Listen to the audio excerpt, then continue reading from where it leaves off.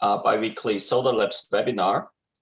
It's a great pleasure that we are able to welcome Don Farmer from Oxford and INET today, who is currently in New York. Before we start, I'm very excited to say that Simon Wilkie, the Dean of the Monash Business School, has joined us to make some opening remarks. I let Simon Wilkie do his thing, and then Simon Angus will take over and he will be the official MC of today's webinar. Thank you. Simon, please. Thanks, Paul. So thanks everybody for coming to this. And I just want to give a big thumbs up and encouragement to the Solar Labs team for putting this webinar series together. I think it's been fantastic, but I'm particularly excited about this one for several reasons. One, obviously, the topic of the green energy transition is something that I'm particularly interested in and would like to see more research done here. And we are actually at the cutting edge as an institution with our net zero initiative and rolling out our microgrid, which members of the faculty, our faculty, have been played a key role in thinking about what the market structure might look like there.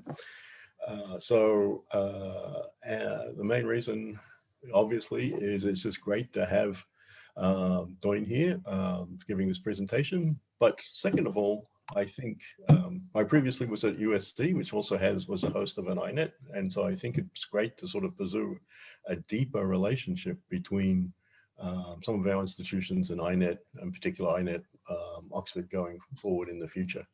So thanks, Doyne. I'll hand it over to the other Simon. Thanks, Simon. Welcome again, everyone. My name's Simon Angus at Solar Labs, and it's fantastic to have Doyne with us today.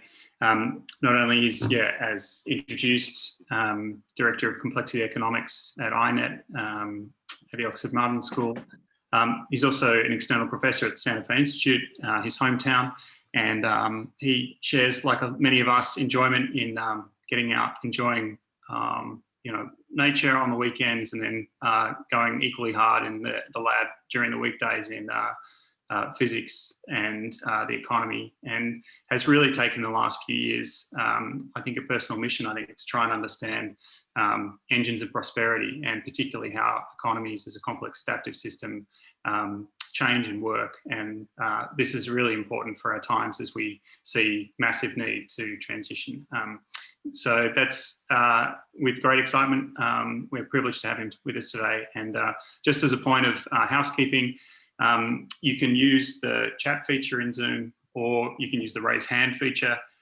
We'll try to give Doyne plenty of runtime to make his comments. If there are some things that kind of seem really pertinent or clarification, I'll try and either Ashani and I will try and get Doyne's attention and maybe get him to answer a particular thing, but we might try to keep most of the discussion to the end in the last kind of 15 minutes. I hope that's okay.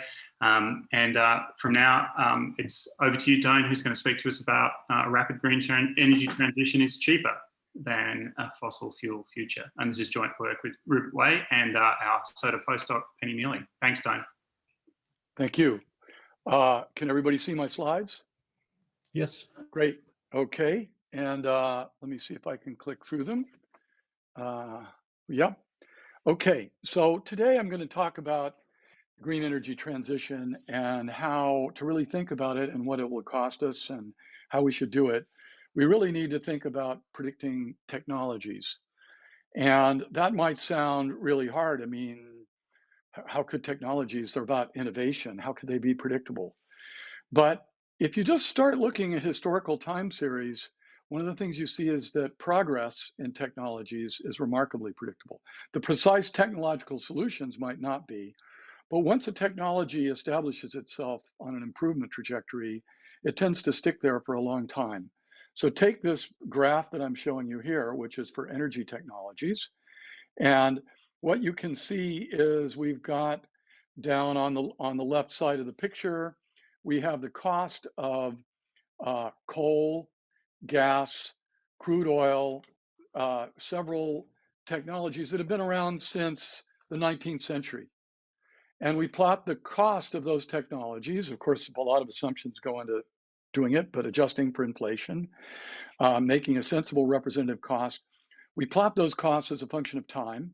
or in this case, their prices as a function of time. And we'll go back and forth, and as noted. And what's striking about them is that they're remarkably constant over a very long time, over 140 years, we're seeing for coal and oil and gas. And okay, this is a logarithmic scale. They're fluctuating up and down by some amount. But you know, the changes are factors of 5 or 6 or something like that. In contrast, focus your attention on the orange one there, solar PV.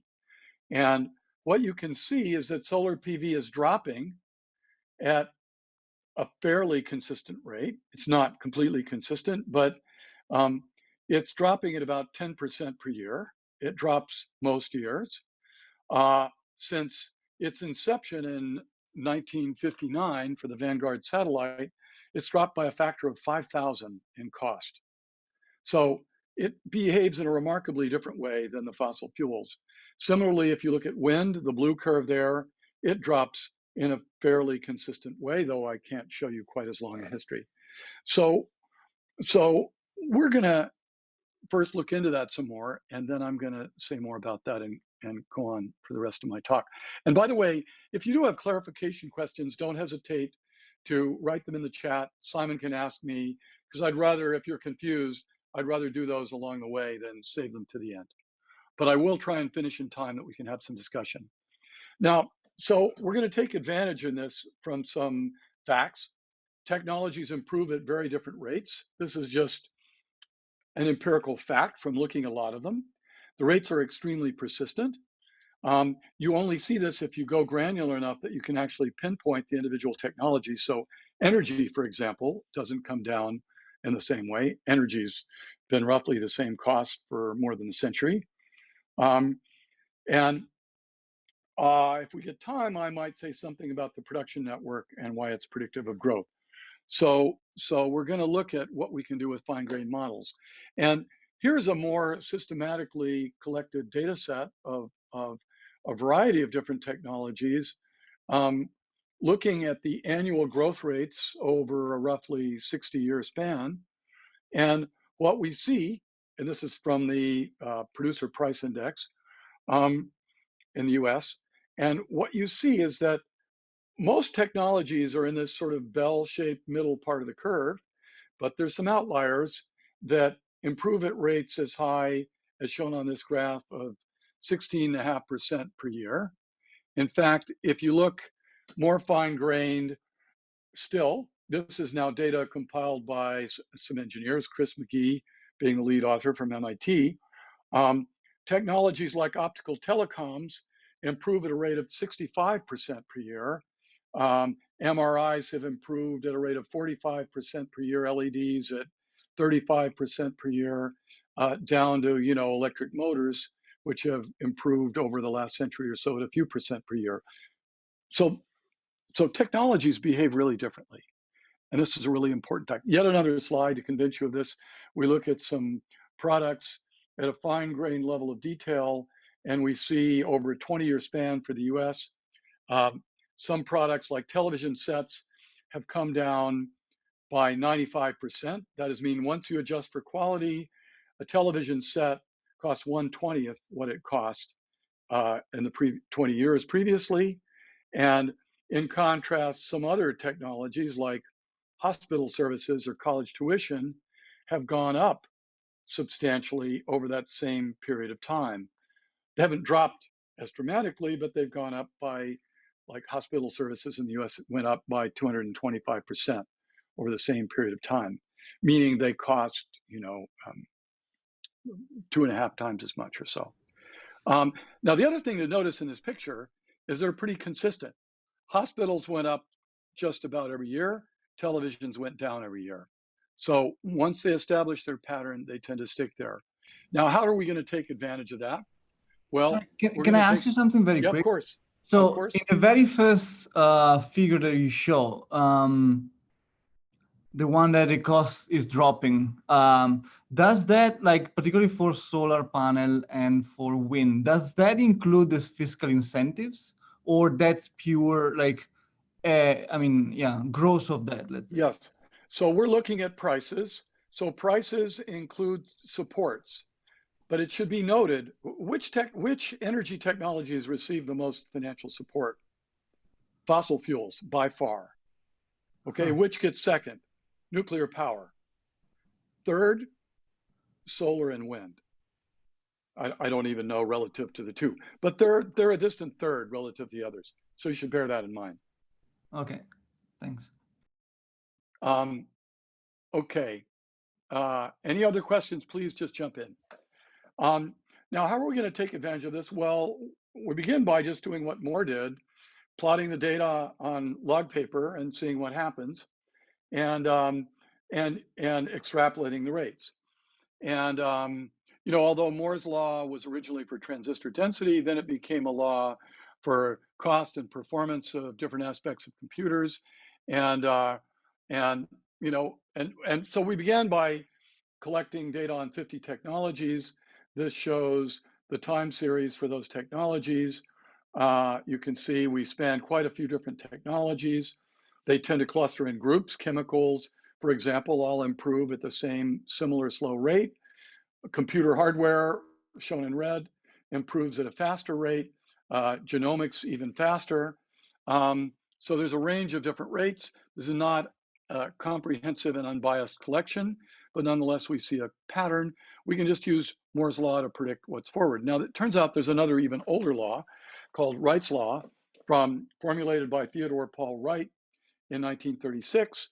Wright's actually an interesting guy. He came from a family, a very august academic family. One of his brothers is Sewall Wright, who's one of the most famous population biologists and evolutionary biologists. His other brother is Percival Wright, who's considered the founder of political science. He was the black sheep. He went to World War I, became a World War I ace, came back, went into the aviation business, and wrote his one paper in 1936, where he pointed out that the cost of planes, if you plot it as a function of time, so we see in the example we show the B-29 Martin Marietta, we see it going from 10 planes produced cumulatively to 1,000 planes, or maybe we get up to 600 in this plot. And we look at the cost of producing that plane in a particular factory, and we see that there's, roughly speaking, a straight line. And so the cost goes down as a power law, as shown above. Y, the cost goes down as a power law as a function of the cumulative production. The exponent alpha in that power law tends to be around 0.3 for things like airplanes, but it varies widely depending on the technology. As I already showed you, a lot of technologies don't drop in cost at all over long spans of time, in which case that exponent alpha would be 0. This law is very well shown empirically on hundreds of technologies at this point. Now, I'll just mention in passing, we probably have the best derivation of Wright's law. We assume engineers throw darts at dartboard at random and are smart enough to recognize a good technology as opposed to a bad one. And we show that if that's the way things work, that you will actually get Wright's law. I don't claim that's a great model for technological change, but it's interesting that it pops out that such a simple model actually yields it. Now, let me just show you a little data. So we'll compare Moore's law and Wright's law. We take 4 representative technologies: transistors, photovoltaics, hard disk drives, and ethanol. And we plot the data over the span of time, fit lines to it, and you can just see what it looks like. As you can see, for these technologies, at least, it's not bad. Now, it turns out we can take the exact same data, plot it with Wright's law, and if anything, it looks even better. Wright's law, notice the difference. In the first plot, we plot the log of the unit price on the y-axis and the date on the x-axis. In the second plot, we keep the y-axis the same, but we changed the x-axis to be cumulative production. So for, say, transistors, you know, we've made 10 billion transistors over this period of time. And anyway, you can see that if anything, Wright's law works a little bit better. And so we've tested this hypothesis on 50 different technologies. Comparing the two, we see that in general, and let me just say how we test it. We pretend to be at some time in the past. We forecast each future date as if we didn't know the future from that point in the past. We repeat that for all past dates. And then we score the methods based on their forecasting errors. And we see what happens. And in fact, we've used this actually now in several papers to make forecasts. We can rewrite these laws in stochastic form. We can write Moore's law as an exponential random walk with drift. That is what's usually called a geometric random walk. Apology for a change of notation, but now y corresponds to the logarithm of the cost rather than the cost. Use a drift term. K is a parameter for how noisy that technology is, and n is just Gaussian noise. Alternatively, we can also write Wright's law as a different kind of random process. In this case, the independent variable is now x, is the production of the technology. And actually, this is the cumulative production of the technology. So we then look, the change in the cost depends on the cumulative production of the technology, again, with a couple of parameters. And so we can systematically test those. And what Francois Lafond and I showed is we can use the law of large numbers and to actually do this more systematically. And my eyes are on the time, so I want to make sure we finish with plenty of time for discussion. But the nice thing about this is we actually get a universal form for everything. That is, we can look at all the technologies. We can look at that epsilon there would be the mean squared error. We normalize by the standard deviation, which varies from technology to technology. M is the number of data points that we have. Tau is the time horizon over which we're forecasting. And we can show that we expect the errors to grow as some combination of linear with tau and as a square of tau. The linear term comes from the inherent diffusion of the technology cost under the generalized Moore's law. The squared term comes from the uncertainty in parameters. And you can see when you have lots of data, that term becomes small, but asymptotically, that term always dominates. So the thing that always dominates in the end is your uncertainty in the parameters for the technology. Now, you can actually even collapse time on this and collapse all the data for all 50 technologies onto a single curve. What you see there is a student distribution, and the empirical data you see there is the empirical distribution with and without taking correlations into account. And we have a bit fancier generalization that takes correlations into account. What you can see is the data collapses onto a single curve remarkably well, even though in this plot we're showing 50 different technologies at 25 time horizons, or actually, sorry, 20 time horizons out to 20 years. So this works surprisingly well.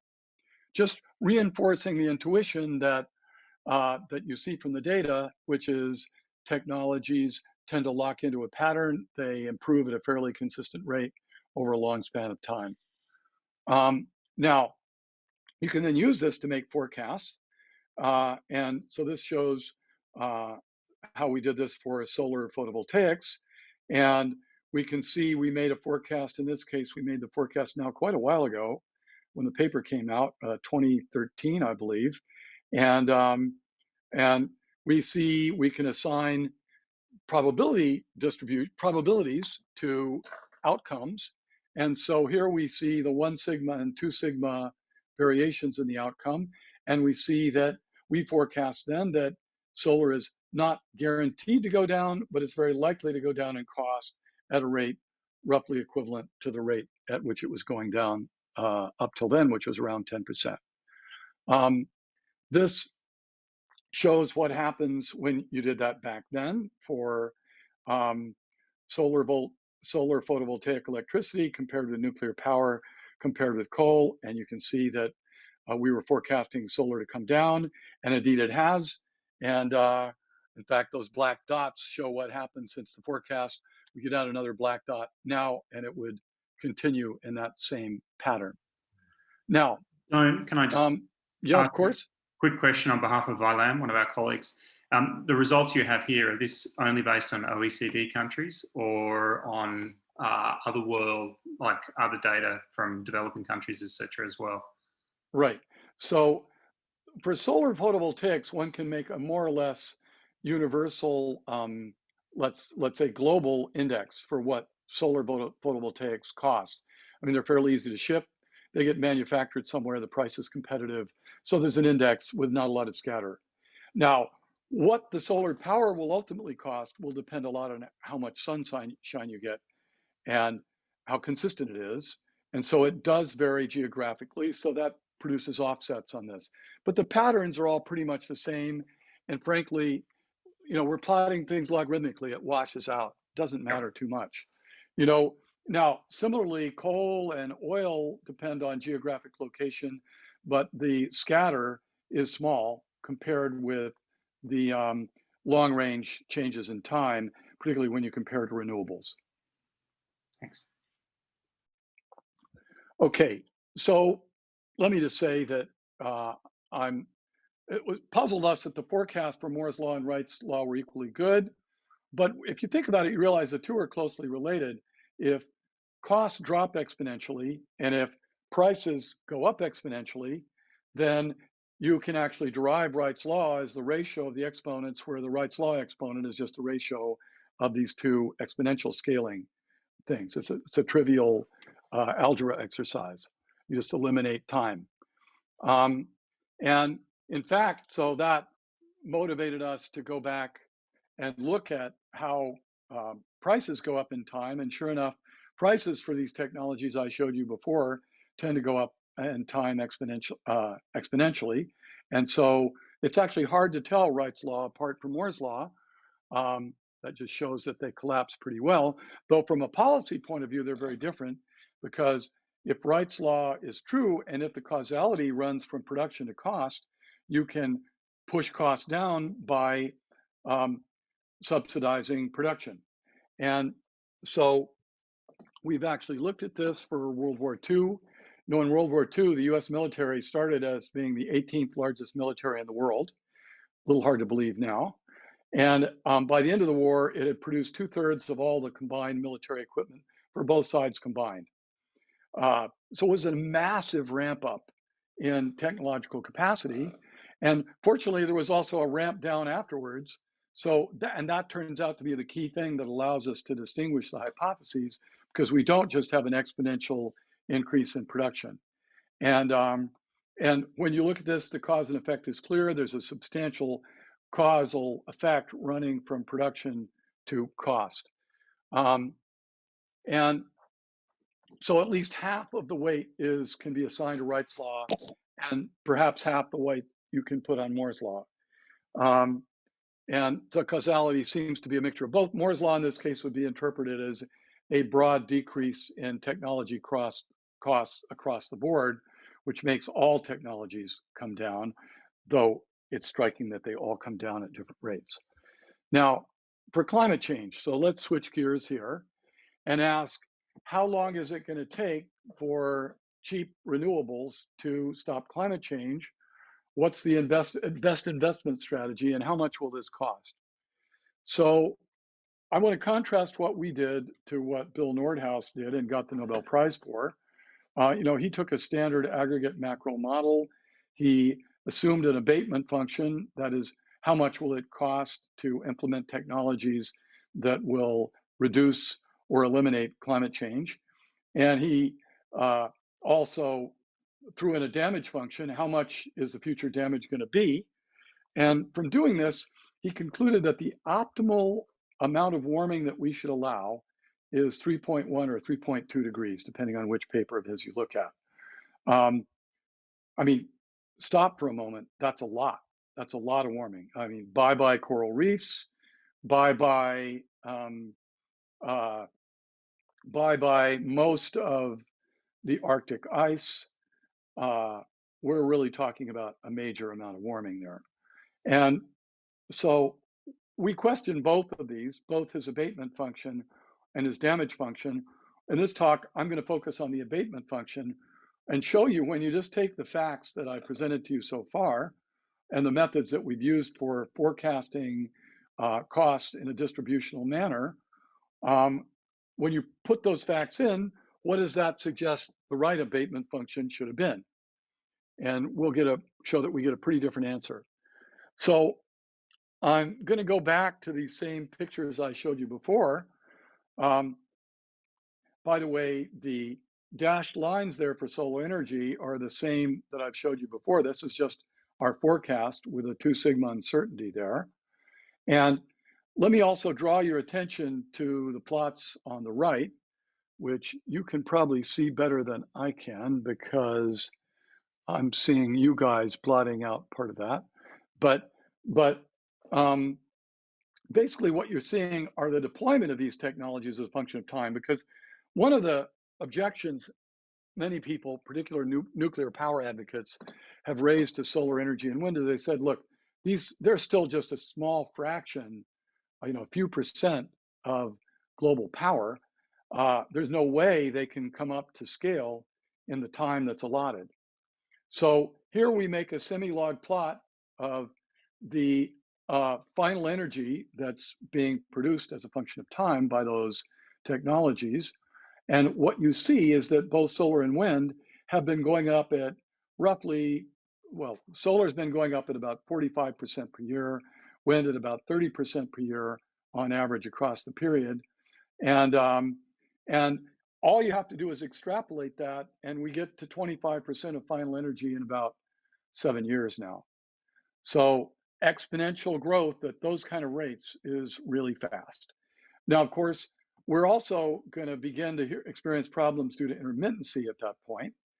And at least by the time we get to 50%, I'll come back and say more about that in a minute. But we have, actually maybe not on this slide, but hydrogen and batteries have also been dropping substantially in cost and raising in deployment. Now, okay, wait. Went the wrong direction there. Let me just point out that some of the important global agencies have consistently made horrible forecasts. This is the IEA, one of the leading places people look to for this kind of thing. They, every year for the last 15 years, they have under forecast the rate at which solar energy prices were going to drop. And they under forecast it every single year by a dramatic amount. They seem to be incapable of putting things on a log plot. In contrast, I'll beat my chest a little bit. In 10 years ago, in 2010, we forecast that solar energy would drop at just about the rate it's dropped at, and that it would be getting cheap by now. And indeed, we were right. The Economist, in contrast, in 2014, just to show that it wasn't a slam dunk then, The Economist said, solar power is by far the most expensive way to reduce carbon emissions. They don't say that anymore. Now, to the paper with Penny and Rupert. What is the cost of the green energy transition? The title of the paper has been a bit of a moving target. I don't think that's quite our title anymore. But we've taken these methods and applied them to energy technologies and done a lot of thinking, and Rupert in particular, about constructing plausible scenarios. And so we've investigated 4 different scenarios. We have tried to stay at a fairly high level. So we look at the world a bit like this. We look at the direct use primary energy resources like oil, coal, and gas. We look at different ways to generate electricity, like coal-fired electricity, gas-fired electricity, nuclear power, hydropower, wind, solar PV. We also think about ways of using electricity, say starting with solar PV and wind, to produce electricity, and then to come back and produce hydrogen or other liquid fuels. or liquid fuels that can be made from hydrogen, in order to produce replacements for things like jet fuel and so on, and in applications where you can't just use electricity. So we've looked at different scenarios. We'll focus on 4 scenarios here. What you might call the climate catastrophe scenario, which is more or less business as usual. A fast transition scenario where we rapidly deploy wind and solar photovoltaics and hydrogen related energy storage technologies and batteries. In this scenario, we pretty much assume that those technologies continue on their current growth curves. That is, actually, we assume they slow down a bit and they make an S curve once they get up to the sort of final position they have. So solar, for example, continues to grow at an exponential rate over the next 10 years or so at the same rate, and then starts to taper out. And similarly, wind and batteries and hydrogen all do more or less the same. We also assume a slow transition where we continue to use natural gas for quite a long time. And let me say, in both of these, we use nuclear power. We go on using nuclear power and then phase it out at the appropriate time. I mean, when it's at its expiration date. And then we also assume a nuclear transition where we build nuclear reactors. That's necessarily a fairly slow transition because nuclear reactors are fairly slow to build. And so we compare these 4 scenarios. We can then look at the expected costs under each of these for the energy system. We assume that energy usage continues to grow at 2% per year for the next, well, to the end of the next century, or at the end of this century. And we make probabilistic forecasts for the cost, and we average over this. We make the probabilistic forecast using the methods that I've already mentioned. Now, what happens when we do that? Well, we see that when we discount things for net present value, the cost depends on the discount rate that we use. We look at different, so we look at a spectrum of different discount rates, and what we see is that well, first of all, which one of these is the cheapest? So on this plot on the left, we're plotting discount rate on the left, or on the x-axis, and we're plotting the total savings or expense relative to business as usual on the y-axis. So black corresponds to the business as usual trajectory, which is the reference point, and the green corresponds to the fast transition, the blue corresponds to the slow transition, and the red purple, the purplish looking curve corresponds to the cost of the slow nuclear transition. So what we see is that for any sensible discount rate, that is 6% or less, we win when we do the fast transition. We win, you know, between 10 or $20 trillion, depending on what the discount rate is. We still win with the slow transition. We lose when we do the nuclear transition. So, and then the plots on the right show the distributions for these, showing that, you know, our forecasts are not certain, but it's still a very good bet to bet on the fast renewable transition. So let me just say that, so the punchline is that our results suggest that we should embrace the fast renewable transition, that it will not only help us get to net zero quite quickly, that is within the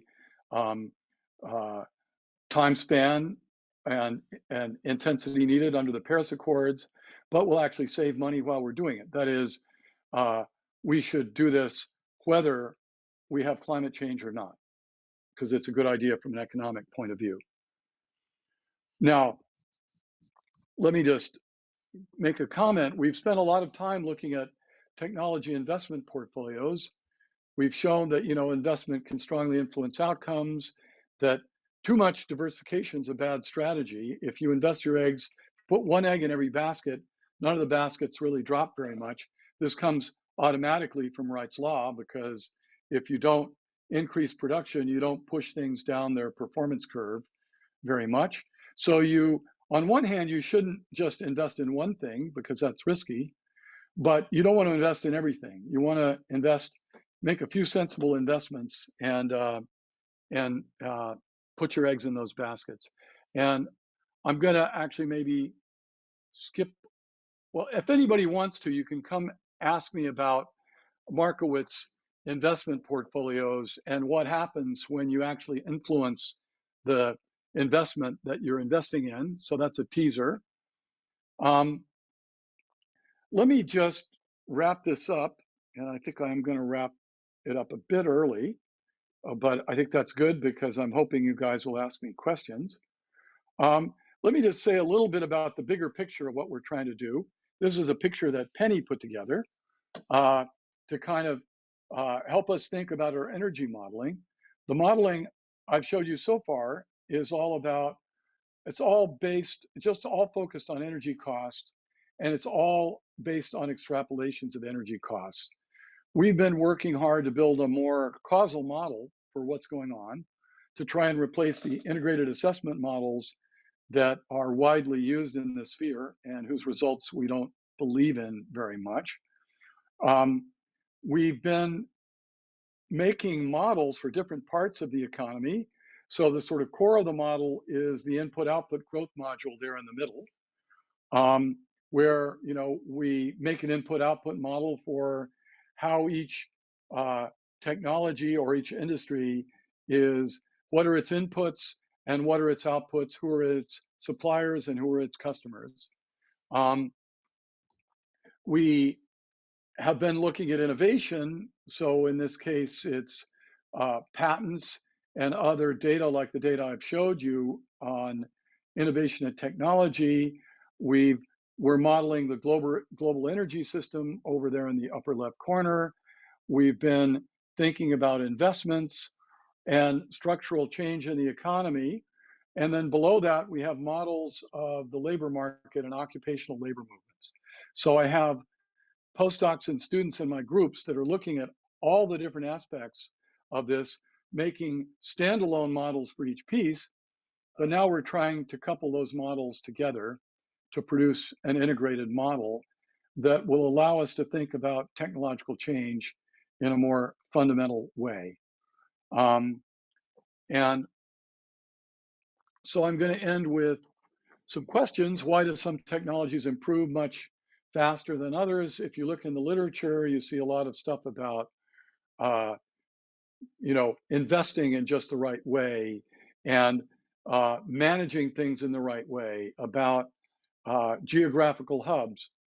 I really don't think that's the main event. The main event's really more about physics and engineering and things that are intrinsic to the technologies themselves. And I mean, I think we need to think about managing technology sustainably. So anyway, I think I'm going to actually end on that point and let people ask me questions. Thanks so much, Don. Stimulating as ever. I think Simon Wilkie, our Dean, had some comments and reflections as well. So Simon, if you're there, I'll throw to you. Thanks, Simon. Thanks, Don. Fantastic talk, by the way. I've just got a couple of reflections that came from it. One, you might not know, but I think it was October 11th this year, the state of South Australia became 100% renewable for 1 hour. So that's a state of 1 million square kilometers and 1.8 million people. It was actually producing sending net power into the national grid, 100% renewable. So we've already done it at scale in Australia and at a lower price than coal. So in Australia, we're already past the tipping point because we have so much sunshine. Wind and solar are actually below coal now when you look at commercial prices. The second thing I wanted to add is on your trying to understand, causality between Moore's law and Wright's law, there's a paper in 2000 by the economist Lanier Bankard. It's a very kind of famous paper in economics, where he's also looking at the same data, which is the cost of airframes, the cost of, I think, something like that. And so it's the same thing, it fits the curve. So when there's a strike and people come back to work, the costs go up because, they forget how to do it. It's learning by doing. The more you do stuff, the more human capital you've got.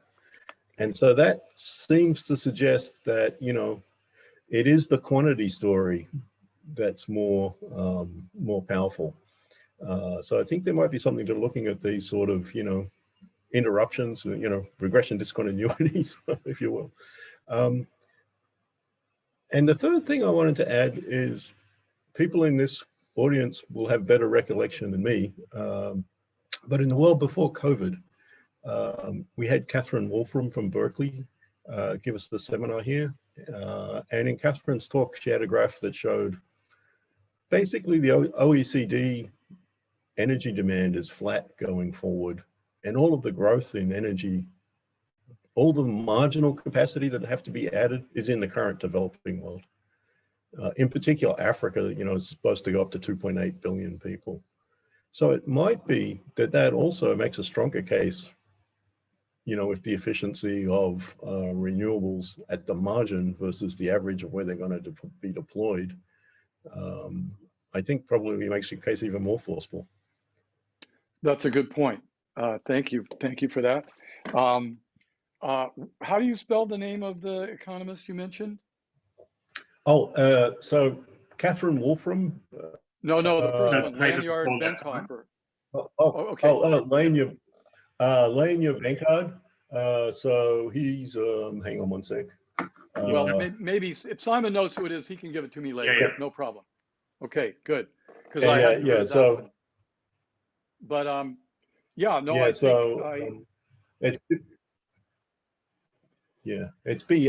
BNKARD. Okay. Yeah. Thanks.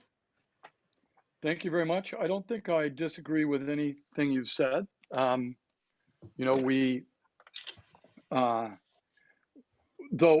one thing I'll just comment on, one of the things we saw in our World War II study, where we did look to ask the question, is it production or is it cumulative production that makes the difference?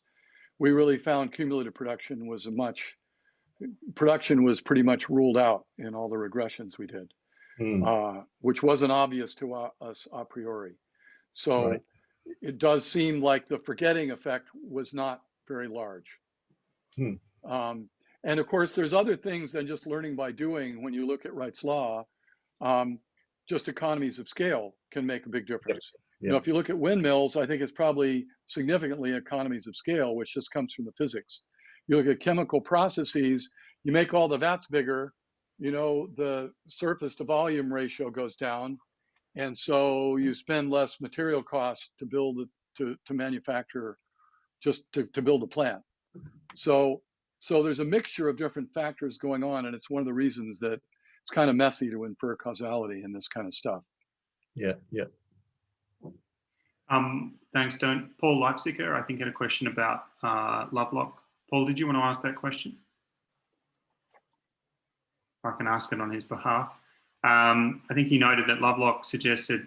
Oh, Paul, do you want to ask it? Yeah, sure. I believe that Lovelock suggested that we have to transition to nuclear energy immediately to avert a disaster in the environment.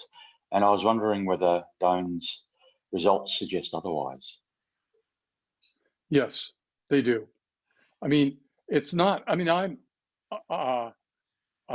think the big reason is just economics. I don't know whether you saw the plot for nuclear. I showed a couple of different graphs for nuclear power as a function of time. Yes, I did. In the US, it's gone up by a factor of 2 or 3. You can cast around. In France, it's pretty much held flat. In South Korea, it's gone down, but at a rate of less than 1% per year. So it's a very slow improvement. And so far, nobody's been able to get nuclear power to drop in cost. there's talk of modular nuclear reactors, making smaller ones and mass producing them. But there's an economy of scale with making, there's a reason why they make nuclear power plants big. There's a big economy of scale. And so, and when you look at the costs of modular reactors in the past, they're very high. So I think cost is just a killer. And cost combined with the slow deployment, and then you can throw on all the other stuff about danger and waste disposal and so forth.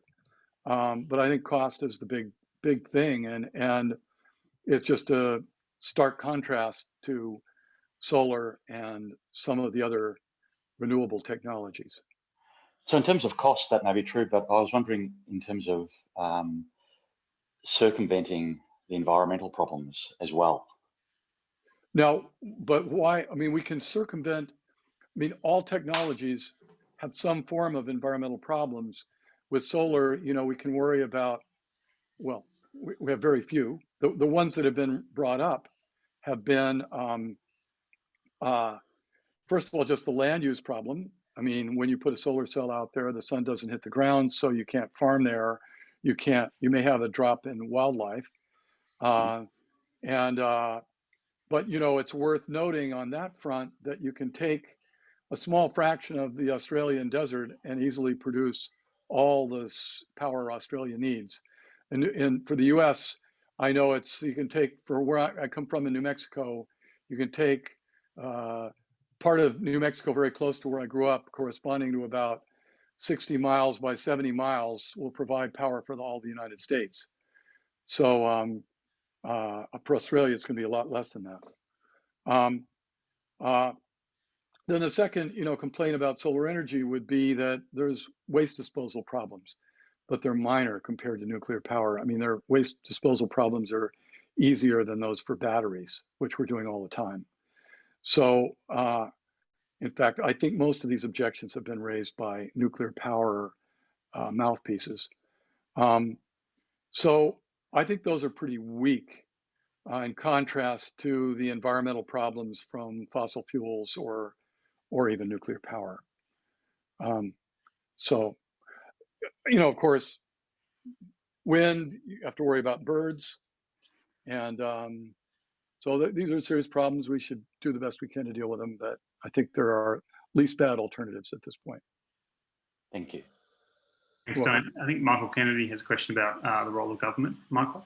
Yes, I don't know whether it's fair to ask you a political question, but the Australian government and the US government, certainly for the last 4 years, have continued to effectively support and subsidise the fossil fuel industries, despite what you're telling us sort of becoming commonly known.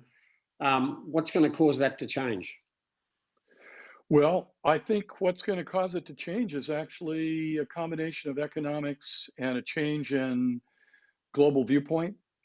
We're actually trying to make a model for that. I'm trying to see whether I can make a decent prediction for when the fossil fuel industry is going to collapse. And because it is going to collapse, it's just a question of when. Yeah. And it's going to collapse for a combination of reasons. One is economic. Unless our forecasts are wildly wrong, solar and wind are going to lower energy costs. And, you know, so what we're going to see in the fossil fuel industry is the more marginal producers will be pushed out. So we'll go, you know, increasingly back to having just people like the Saudis producing it, because they can produce it a lot cheaper than, say, most of the American sources. So it'll get pared back as the competition drives it down. The uses will become more niche. That is, you know, already the forecast is that within 4 years, electric vehicles are going to be cheaper than or equal to in price. That's the crossover point for electric vehicles to be the same as fossil fuel vehicles. You know, that will couple with cheap electricity from solar and to make them even more cheaper, because then the fuel will be cheaper. There's big efficiency gains from going electrical, and as well as cheaper electricity. So we'll start to see that go.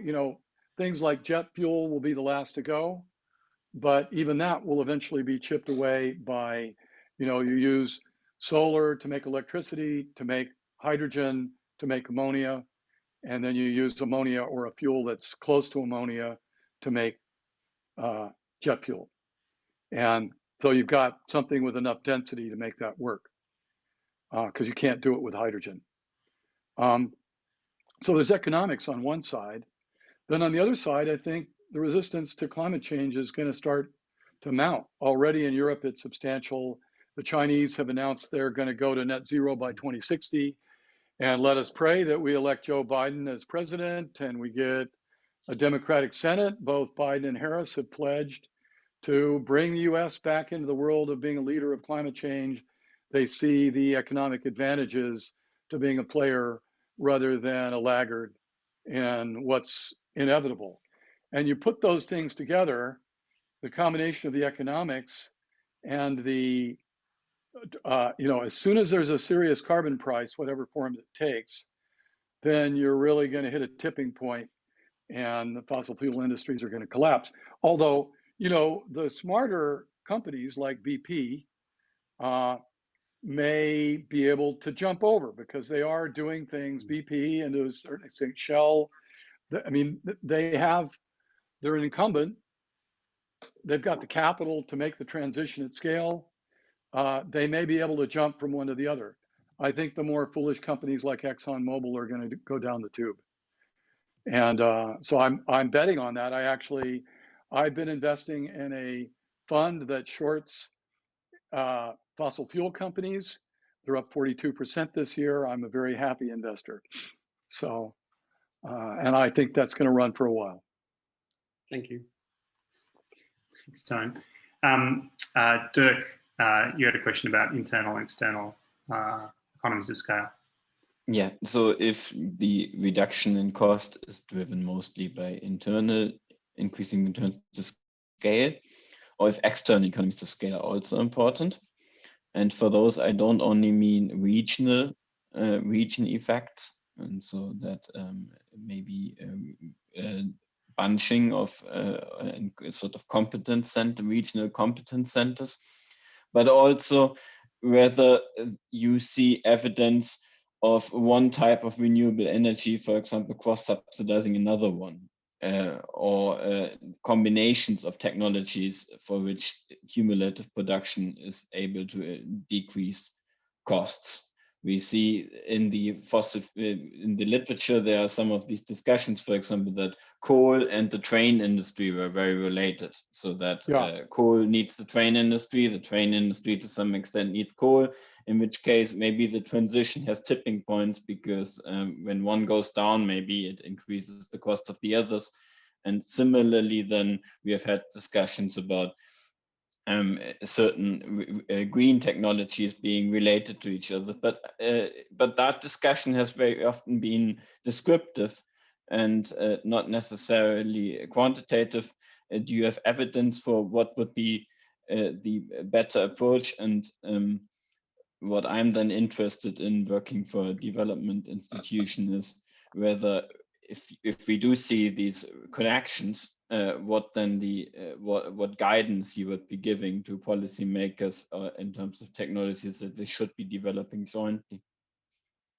Yeah, so let me be sure I understood all the aspects of your question.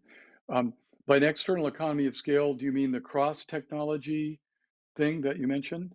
Like coal and trains, is that what you meant? And region, yeah. So there has been some. Sorry, I mean whether, for example, you see that if we concentrate if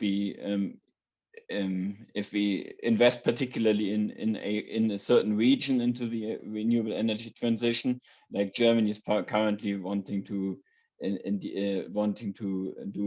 an energy transition, is that beneficial that a particular area tries to take on a technology, or does it not matter? And actually, if it's scattered, as long as it's cumulative production of the technology, it's fine. And the other question is about technologies that are relating to each other, and where the cumulative production in one has an important impact on the other, on the cost of the other. Yeah. Negative and positive. I understand now. So there have been, to talk about the latter first, there have been some examples of that. One is semiconductors and solar energy. Solar photovoltaics have definitely profited from the improved understanding of how to fabricate chips, and also what that's done in terms of the supply of silicon in general. And in fact, for a long time, solar panels were made from discarded silicon wafers that were not of sufficient quality. They can't do that anymore because the demand for solar now far outruns that for chips. So that's a good example where the cross-fertilization happened. There's also a certain symbiosis because, of course, the biggest problem with renewables is intermittency. And solar and wind are nice in that they're somewhat decoupled. I mean, so they work naturally well together. You'd rather have both than just one. It does bring up, and I'll make a little digression since that I've just brought it up. The big thing that is really the critical factor is energy storage. So driving down hydrogen, which we think is likely to be the dominant energy storage mechanism, learning how to produce hydrogen and use hydrogen at scale and do that cheaply is going to be a big factor. That's it's a good technology, and that people already know how to take an existing gas-fired electricity plant and change the jets a little bit and use hydrogen instead of gas. So we'll be able to use a lot of existing infrastructure. You can even use pipeline. You can even repurpose pipelines to pump hydrogen instead of natural gas. So that's another kind of synergy, a transition synergy of sorts.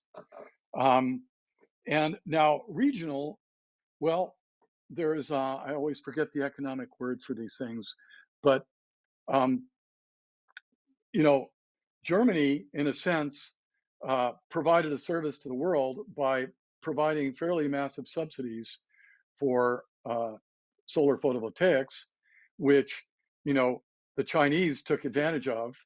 And the Chinese, meanwhile, because they said, we are going to be the leaders in solar panel production, their government subsidized the production directly, and those two subsidies drove the costs down substantially. Now, did Germany win from doing that? I think they probably did. They gained something. They might not have gained proportionally to what would have happened if the world had subsidized that across the board instead of just them.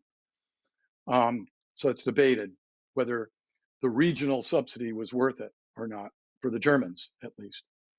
On the other hand, maybe it's not such a bad thing. Countries like Germany have substantial foreign aid and, you know, have a budget to deal with climate change. And so I don't think it's inappropriate. But that's where the regional issues come. The regional issues come in two ways. One is, you know, depending on where you live, as Simon mentioned, in Australia, you're already at parity or below with solar energy. In England, that's not the case.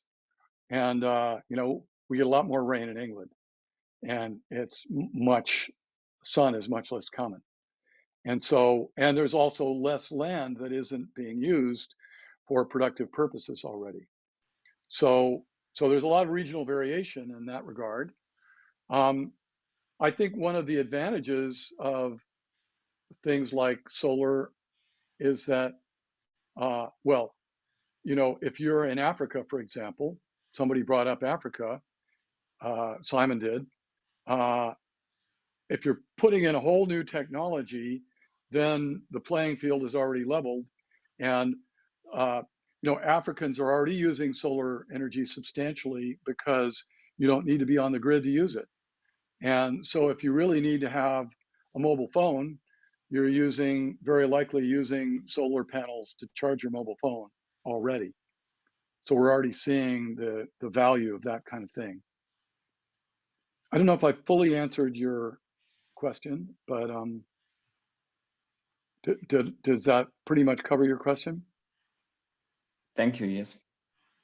Okay. Thanks, Don. I think it's been a wonderful discussion. Thank you for being generous with your time, your ideas, your research. I kind of reflecting on this discussion and what's going on now in the US, I feel like this has been a little dose of hope about what a future might look like, and that there is an evidence-based way to go forward.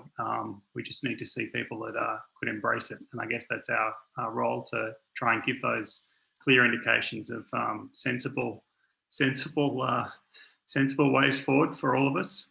So let's hope sensible wins.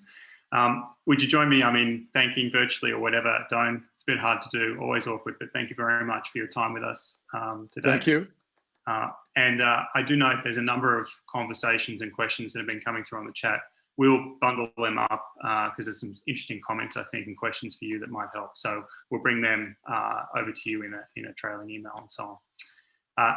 Paul, I'll pass back to you as we think about next seminars and so on. Yeah. Great.